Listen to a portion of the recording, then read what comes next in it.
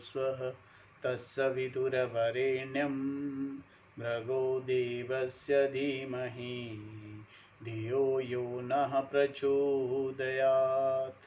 ॐ सहना भवतु सहनौ भुनक्तु सह वीर्यं करवावहै तेजस्विनावधीतमस्तु मा विद्विषावहैः। ओम शांति शांति शांति। श्रुति स्मृति पुराणानाम् आलयं करुणालयं नमामि भगवत्पादशङ्करं लोकशङ्करं शङ्करं शङ्कराचार्यं केशवं बादरायणं सूत्रभाष्यकृतौ वन्दे भगवन्तौ पुनः पुनः। ॐ त्वमेव माता च पिता त्वमेव बन्धुश्च सखा त्वमेव विद्या द्रविणं त्वमेव सर्वं मम देव देव। ओम गुरुदेव भगवान शिव शंकर भोलेनाथ कैलाशपति की जय, भगवान व्यास जी महाराज की जय। श्री कृष्ण शरणं मम श्री कृष्ण शरणं मम। देव ऋषि नारद भगवान की जय, सूत जी महाराज की जय, शौनक आदि ऋषियों की जय, महर्षि व्यास जी महाराज की जय, भगवान शुक्रदेव की जय, शंकराचार्य भगवान की जय, स्वामी चिन्मयानंद भगवान की जय, स्वामी दयानंद भगवान की जय, स्वामी प्रबुद्धानंद भगवान की जय, स्वामी शुद्धानंद भगवान की जय, साध्वी आनंद ज्योति जी की जय, माता पिता की जय, सभी गुरु देवताओं की जय, सभी गुरु देवताओं की जय। श्री कृष्ण गोविंद हरे मुरारी हे नाथ नारायण वासुदेवा। श्री कृष्ण गोविंद हरे मुरारी हे नाथ नारायण वासुदेवा। श्री कृष्ण गोविंद हरे मुरारी हे नाथ नारायण वासुदेवा। श्रीमद् भागवत कथा छठा स्कंद और 12वां अध्याय। 12वें अध्याय में वृत्रासुर का वध किया जाएगा। इससे पहले वृत्रासुर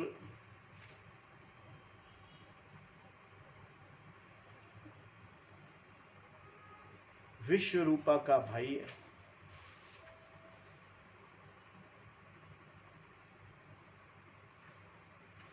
विश्वरूपा जो हैं वो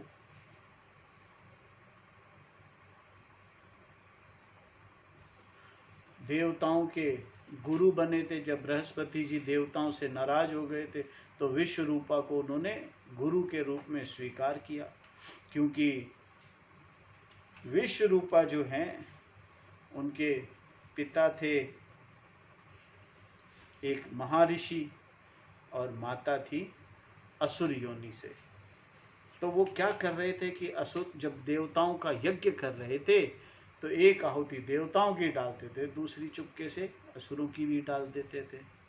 तो इससे इंद्रदेव जो है वो कुपित हो गए। इंद्रदेव कुपित होने से उनका 3 मुख का कहा जाता है उन्हें, तो उनके तीनों मुख तलवार से काट डाले, जिससे उनके पिता को बहुत क्रोध हुआ। तो उनके पिता ने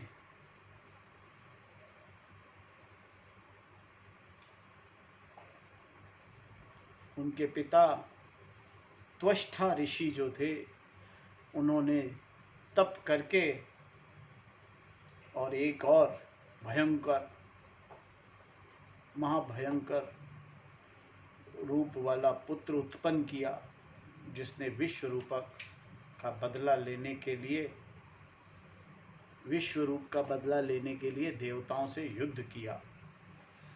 उसको मारना देवताओं के लिए असंभव था। तो देवताओं ने भगवान की आराधना की। भगवान की आराधना करके उन्होंने भगवान से वृत्रासुर के वध का उपाय ढूंढा। वृत्रासुर के वध का उपाय था महर्षि दधीचि की अस्थियों से बना वज्र के प्रहार से वृत्रासुर मारा जाएगा। तो कल हमने जो पढ़ा था उसमें वृत्रासुर के मारने के लिए दधीचि ऋषि जी ने अपना शरीर का त्याग कर दिया और उनकी अस्थियों से एक वज्र का निर्माण किया और उस वज्र के निर्माण से वृत्रासुर का वध किया जाएगा। उस वृत्रासुर के वध की कथा हम 12वें अध्याय में आज करेंगे। श्रीमद् भगवत कथा के अंदर जो है इस तरह की कई कथाएं हैं और श्रीमद् भागवत कथाओं में नहीं, संपूर्ण कथाओं में जो भी और भगवान की जितनी भी लीलाएं हैं वो सभी लीलाएं, ये सब लीला भगवान की है। भगवान की माया से ही प्रेरित होकर ये सब चीजें होती हैं।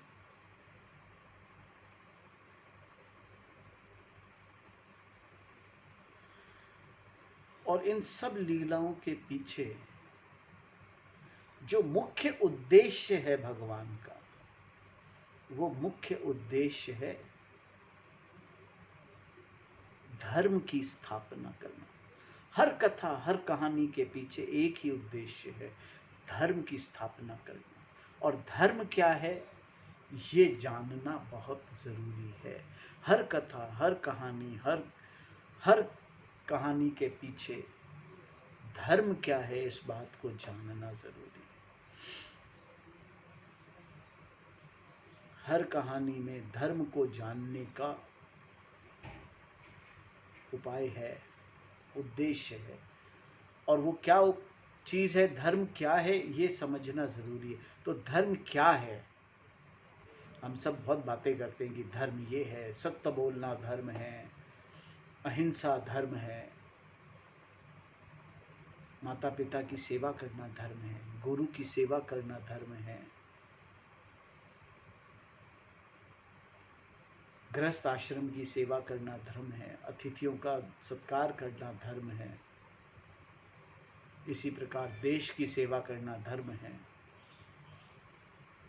इस प्रकार सभी जगत के जितने भी प्राणी हैं उन सब की रक्षा करना धर्म है जी, ये सब धर्म है।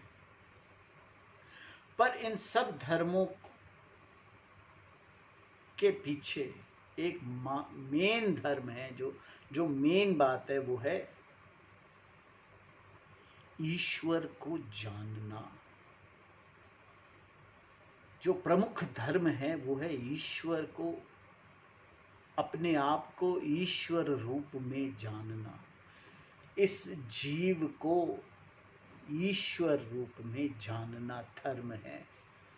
बाकी जितनी भी चीजें हैं, जितनी भी बातें अभी हमने करी, जो धर्म के बारे में कर रहे थे, सच बोलना, माता पिता की सेवा करना, ये सब साधन हैं। माता पिता की सेवा करेंगे तो माता पिता आनंद से रहेंगे। माता पिता अगर आनंद से रहेंगे तो आप सत्य को जानना आसान होगा।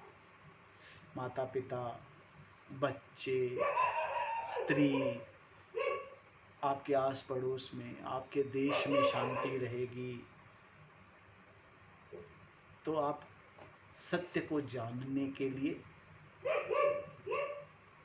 अग्रसर होंगे, आगे बढ़ेंगे। सत्य को जानना,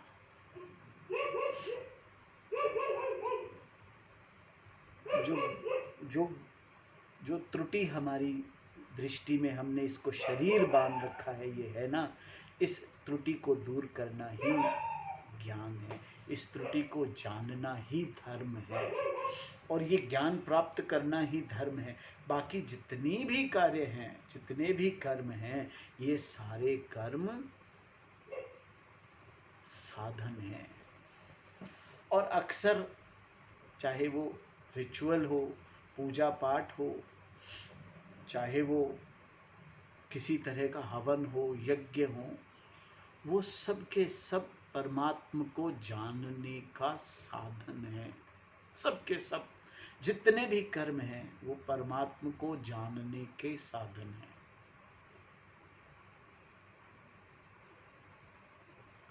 दूसरा कोई कर्म है ही नहीं। कर्म मेन एक ही है कि परमात्मा को जानना है। यही कर्म है करने का, बाकी सब साधन है। गृहस्थ पालन करना भी साधन है, बिजनेस करना भी साधन है, और वो साधन है आत्मा को परमात्म रूप में जानने का।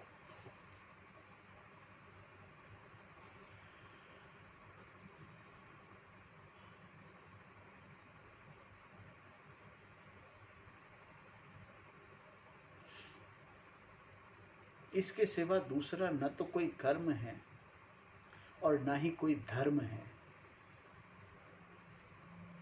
जो इस कर्म को नहीं कर रहे, या जो इस कर्म को करने की इच्छा भी नहीं कर रहे, वो अपना जीवन व्यर्थ कर रहे हैं। इसीलिए कहा जाता है कि बार बार भागवत कथा पढ़ें, राम कथा पढ़ें, गीता पढ़ें। जब बार बार पढ़ेंगे तो इसमें आपको समझ में आने लगेगा कि धर्म क्या है, वास्तविक धर्म क्या है।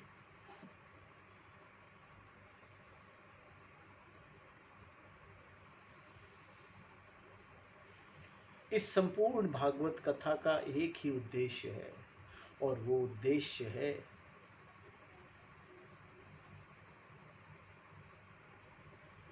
आत्मा का परमात्म, आत्मा को परमात्मा समझने का।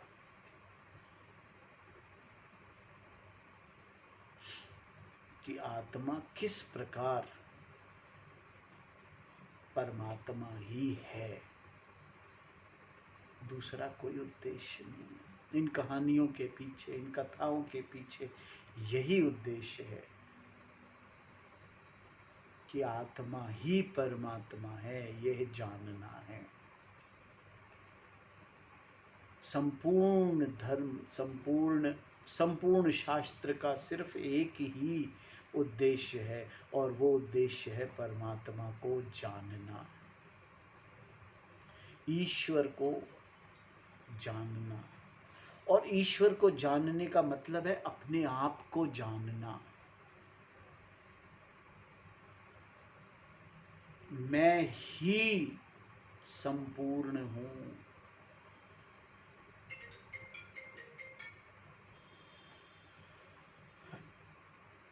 परमात्मा को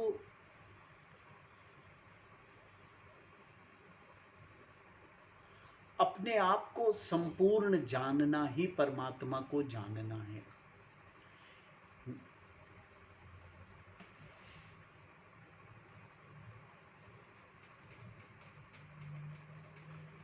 और ये जानना ही धर्म है।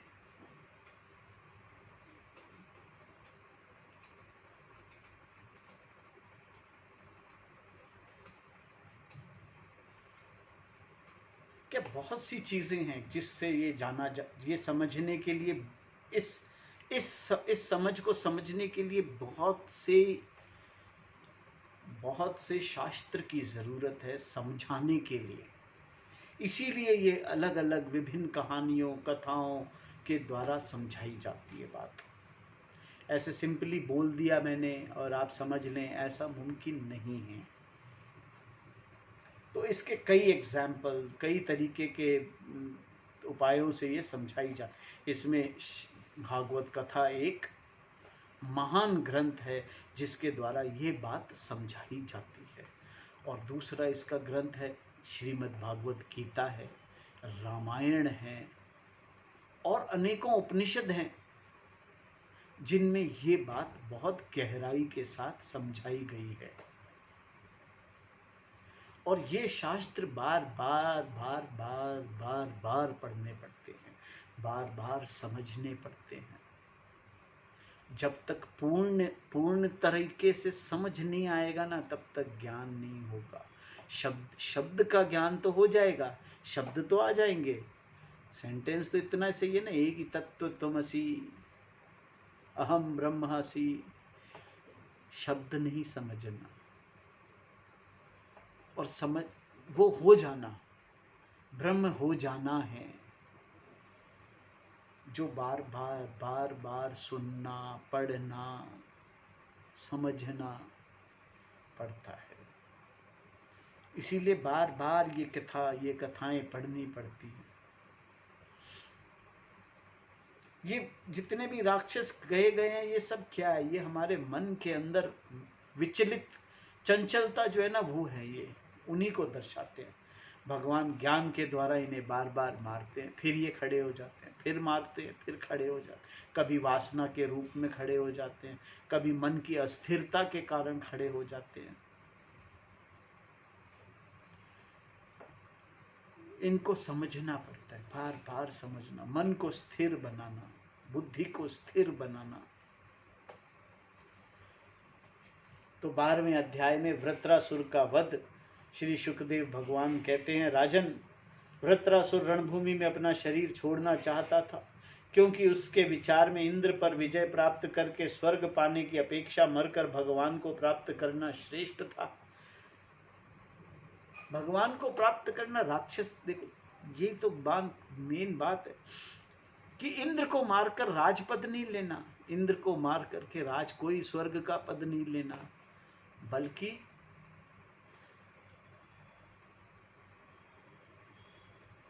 मरकर भगवान को, मरकर का मतलब ज्ञान प्राप्त कर। जैसे आप ज्ञान प्राप्त करेंगे ये शरीर तो रहेगा ही नहीं,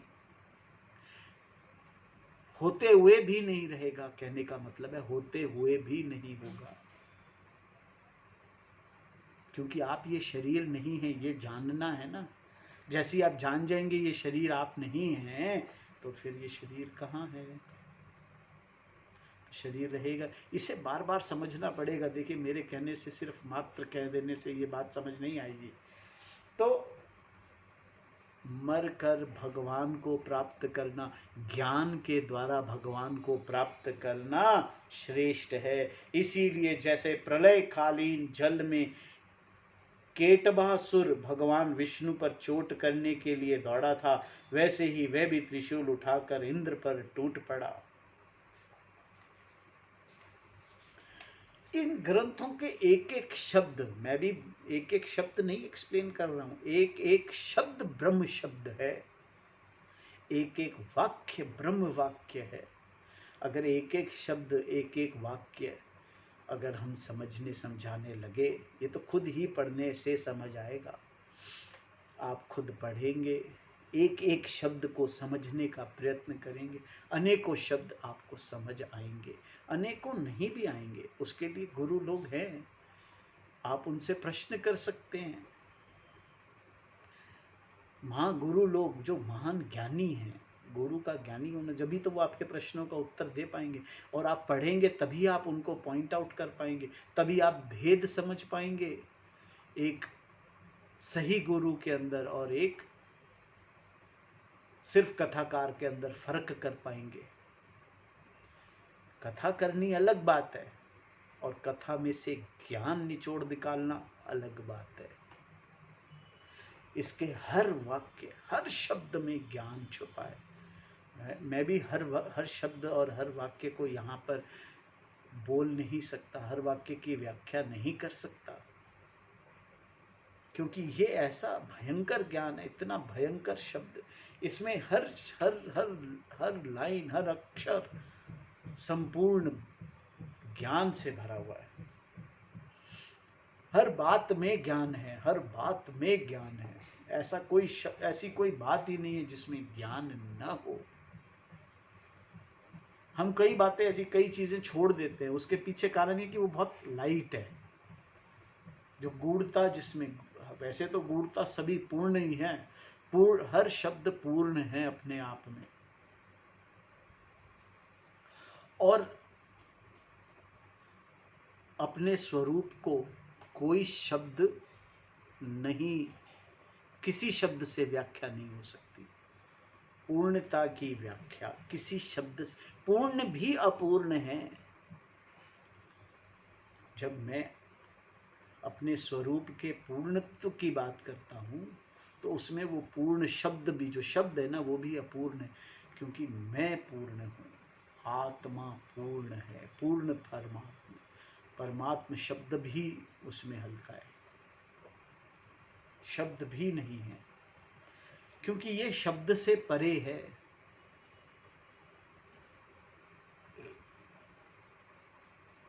ये परोक्ष है ना, अपरोक्ष है, इसे शब्दों से नहीं जाना जा सकता।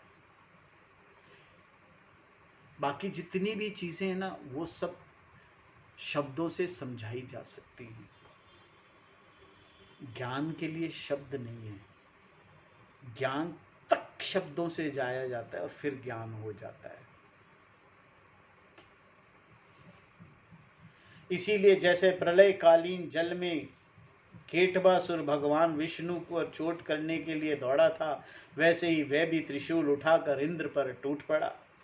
वीर वृत्रासुर ने प्रलयकालीन अग्नि की लपट के समान तीखी नोकों वाले त्रिशूल को घुमाकर बड़े वेग से इंद्र पर चलाया और अत्यंत क्रोध में सिंहनाद करके बोला, पापी इंद्र, अब तू नहीं बच सकता। इंद्र ने यह देखकर कि यह भयंकर त्रिशूल ग्रह और उल्का के समान चक्कर काटता हुआ आकाश में आ रहा है, किसी प्रकार की अधीरता नहीं प्रकट की और उस त्रिशूल के साथ ही वासुकी नाग के समान वृत्रासुर की विशाल भुजा अपने 100 गांठों वाले वज्र के से काट डाली। एक बाह कट जाने पर वृत्रासुर को बहुत क्रोध हुआ। उसने वज्रधारी इंद्र के पास जाकर उनकी ठोड़ी में और गजराज ऐरावत पर परिध से ऐसा प्रहार किया कि उनके हाथ से वह वज्र गिर पड़ा।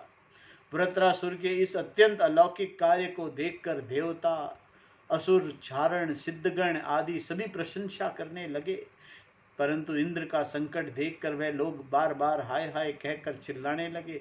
परीक्षित, वह वज्र इंद्र के हाथों से छूटकर वृत्रासुर के पास ही जा पड़ा था, इसीलिए लज्जित होकर इंद्र उसे फिर नहीं उठाया। तब वृत्रासुर ने कहा, इंद्र, तुम वज्र उठाकर अपने शत्रु को मार डालो, यह विषाद करने का समय नहीं है। देखो, सर्वज्ञ सनातन आदि पुरुष भगवान ही जगत की उत्पत्ति, स्थिति और प्रलय करने में समर्थ हैं। उनके अतिरिक्त देहाभिमानी और युद्ध के लिए उत्सुक तताइयों को सर्वदा जय ही नहीं मिलती। वे कभी जीतते हैं तो कभी हारते हैं। यह सब लोक और लोकपाल जाल में फंसे हुए पक्षियों की भांति जिसकी अधीनता विवश होकर चेष्टा करते हैं, वे काल ही सबकी जय पराजय का कारण है। वही काल मनुष्य के मनोबल, इंद्रिय बल, शरीर बल, प्राण, जीवन और मृत्यु के स्वरूप में स्थित है। मनुष्य उसे न जानकर जड़ शरीर को ही जय पराजय आदि का कारण समझता है। इंद्र जैसे काठ की कठपुतली और यंत्र का हरिण नचाने वाले के हाथ में होता है, वैसे ही तुम समस्त प्राणियों के भगवान के अधीन समझो। समस्त प्राणियों मीन्स देवताओं, राक्षसों, मनुष्यों, गंधर्वों, किन्नरों, सब कुछ संपूर्ण सृष्टि परमात्मा है। यहाँ अधीन शब्द का इस्तेमाल इसलिए किया गया है क्योंकि सब लोग अपने आप को अलग समझते, इसलिए अधीन है। यहाँ हम, क्योंकि हमारे को इग्नोरेंस है ना, हमारी दृष्टि में त्रुटि, हम अलग समझते हैं, इसीलिए अधीन है। किसके? ईश्वर के अधीन है। और जब ज्ञान होता है तब ईश्वर ही है।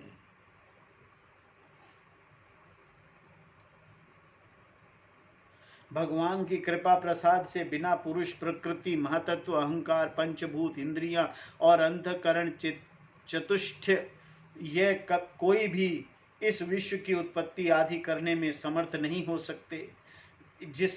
जिसे इस बात का पता नहीं है कि भगवान ही सबका नियंत्रण करते हैं, वही इस परतंत्र जीव को स्वतंत्र कर्ता भोक्ता मान बैठता है। वो जिसका निर्माण करते हैं, वो अपने आप को ही जीव को स्वतंत्र कर्ता और भोक्ता मान बैठता है। वस्तुतः स्वयं भगवान ही प्राणियों के द्वारा प्राणियों की रचना और उन्हीं के द्वारा उनका संहार करते हैं। जिस प्रकार इच्छा न होने पर भी समय विपरीत होने से मनुष्य को मृत्यु और अपयश आदि प्राप्त होते हैं, वैसे ही समय की अनुकूलता होने पर, इच्छा न होने पर भी आयु, लक्ष्मी, यश और ऐश्वर्य आदि भोग भी मिल जाते हैं। इसीलिए यश, अपयश, जय पराजय, सुख दुख, जीवन मरण, इनमें से किसी एक की भी इच्छा अनिच्छा न रखकर सभी परिस्थितियों में समभाव से रहना चाहिए। शोक हर्ष के वशीभूत नहीं होना चाहिए। स्वतः सत्व रज और तम, ये तीनों गुण प्राकृतिक हैं, आत्मा के नहीं हैं। अतः जो पुरुष आत्मा को उसका उनका साक्षी मात्र जानता है, वह उनके गुण दोष से लिप्त नहीं होता। देवराज इंद्र, मुझे भी देखो, तुमने मेरा हाथ और शस्त्र काटकर एक प्रकार से मुझे परास्त कर दिया है, फिर भी मैं तुम्हारे प्राणों के लिए यथाशक्ति प्रयत्न कर ही रहा हूँ। यह युद्ध क्या है? एक जुए का खेल। इसे प्राण की बाजी लगती है। बाणों के पासे डाले जाते हैं और वाहन ही चौसर है। इसमें पहले से यह बात नहीं मालूम होती कि कौन जीतेगा कौन हारेगा।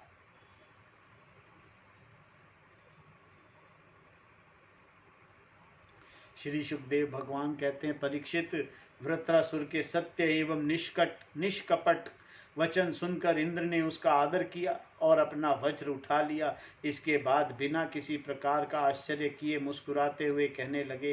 देवराज इंद्र ने कहा, अहो दानवराज, सचमुच तुम सिद्ध पुरुष हो, तभी तो तुम्हारा धैर्य, निश्चय और भागवत भाव इतना विलक्षण है। तुमने समस्त प्राणियों के सुहृद आत्मस्वरूप जगदीश्वर की अनन्य भाव से भक्ति की है।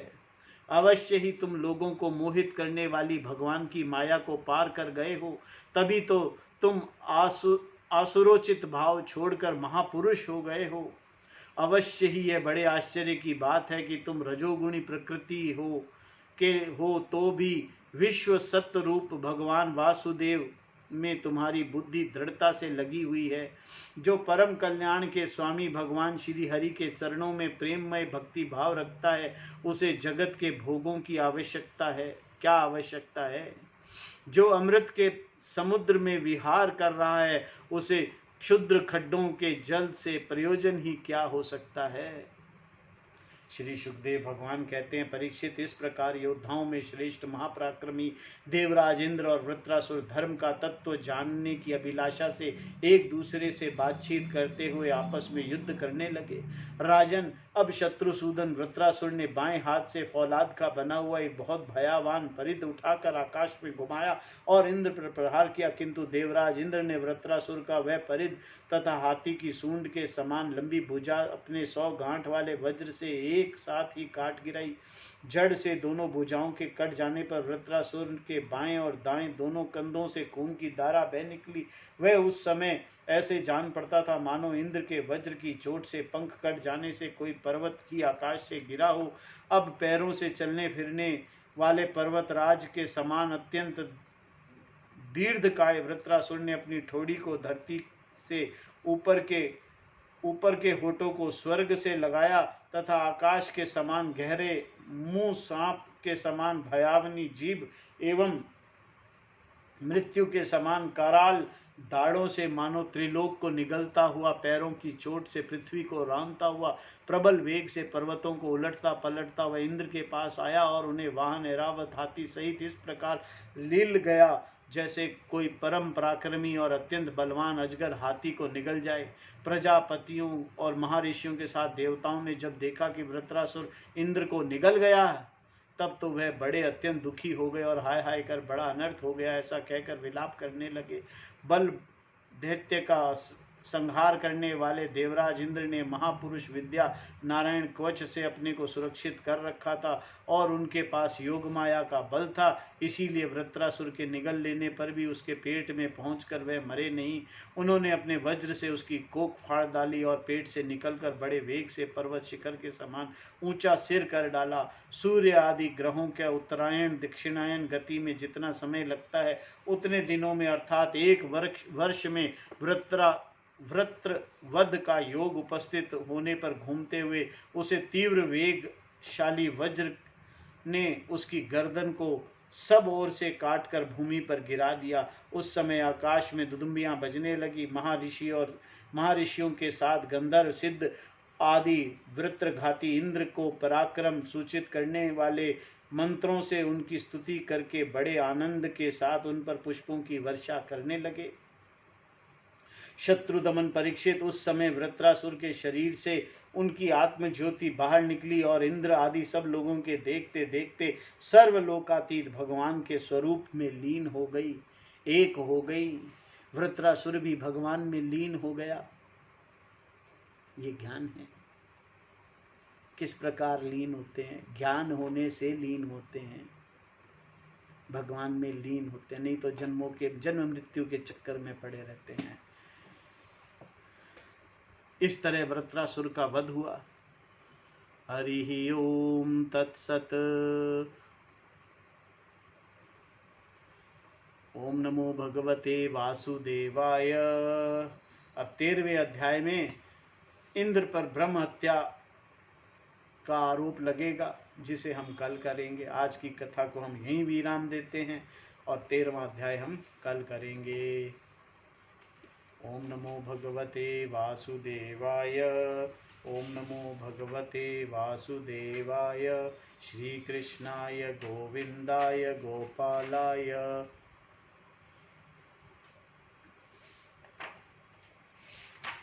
आरती अति पावन पुराण की, धर्म भक्ति विज्ञान खान की। आरती अति पावन पुराण की, धर्म भक्ति विज्ञान खान की। महापुराण भागवत निर्मल शुक मुख विगलित निगम कल्प फल, परमानंद सुधारसमय कल लीलारति रस रस निदान की। आरती अति पावन पुराण की, धर्म भक्ति विज्ञान खान की। कलिमल मथनि त्रिताप निवारिणी, जन्म मृत्युमय भव भयहारिणी। सेवत सतत सकल सुखकारिणी, सौमौषधि हरिचरित गान की। आरती अति पावन पुराण की, धर्म भक्ति विज्ञान खान की। विषय विलास विमोह विनाशिनी, विमल विराग विवेक विकासिनी। भगवतत्व रहस्य प्रकाशिनी, परम ज्योति परमात्म ज्ञान की। आरती अति पावन पुराण की, धर्म भक्ति विज्ञान खान की। परमहंस मुनि मन उलासिनी, रसिक हृदय रस रास विलासिनी। रसिक हृदय रस रास विलासिनी। भुक्ति मुक्ति रति प्रेम सुदासिनी, कथा किंचन प्रिय सुजान की। आरती अति पावन पुराण की, धर्म भक्ति विज्ञान खान की। आरती अति पावन पुराण की, धर्म भक्ति विज्ञान खान की। ओम नमो भगवते वासुदेवाय। ओम नमो भगवते वासुदेवाय। ओम पूर्णमदः पूर्णमिदं पूर्णात् पूर्णमुदच्यते पूर्णस्य पूर्णमादाय पूर्णमेवावशिष्यते। ओम शांति शांति शांति। हरि ओम तत्सत्। ओम गुरुभ्यो नमः। ओम नमो भगवते वासुदेवाय। ओम नमो भगवते वासुदेवाय। श्री कृष्णाय गोविंदाय गोपालाय नमो नमः। श्रीमन्नारायण नारायण नारायण, श्रीमन्नारायण नारायण नारायण। भजमन नारायण नारायण नारायण, श्रीमन्नारायण नारायण नारायण। भजमन नारायण नारायण नारायण।